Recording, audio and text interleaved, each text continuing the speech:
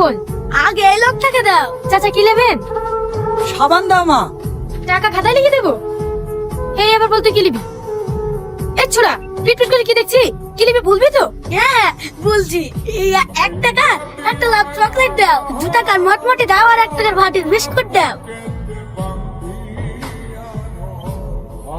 আর এক টাকার কি নিবি? ওই 1 টাকাটা তোমার কাছে থাক, আমি পরে এসে অন্য কিছু নেবো। কি রে, দোকানের সামনে চুপ করে দাঁড়িয়ে থাকলে যে? একটা কাগজ দাও না। এই ছোড়া না খুব জ্বালাত পারি। এটা লে। এই ছোড়া, কাগজটা যত্ন করে পকেটে ভরছি কেনে?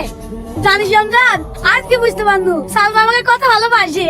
সালমা তোকে ভালোবাসে? তুই কি করে বুঝলি? আমি তো কাগজটা টানো, হালকা হাতে টাচ করে মিসকে মিসকে হাসছিল। তাই নাকি? তাহলে আমি ভালোবাসা কতটা বুঝলি দে। কি করে বলে আমার কেমন কেমন লজ্জা লাগছে। তোর আবার লজ্জা কিনা আছে নাকি? শোন, দিনমাই দেখিনি নাকি ভালো কোটফুট পরি হাম্বা গাড়ি বলে আই লাভ ইউ? এইভাবে বললে কাজ হবে তো? আরে হ্যাঁ রে, হবে রে হবে। তাহলে আমার কোট আছে, কাল কি হাম্বা গাড়ি বলবো। দোকানে দেখে না কই গো, দোকান যাবো। থাম থাম, তো চুলটা ঠিক করে দি। এই তো চাচা সেখানে কি লিবি বল। কিছু লেবো না, সালমা নাই। এই তুই দোকান লিবি না সালমা লিবি? সালমা কি করে? ও সালমার সাথে ধারে লিবি না? সালমা প্রাইভেট পড়তে গেছে, আসুক তখন লিস। সালমা প্রাইভেট পড়তে গেছে।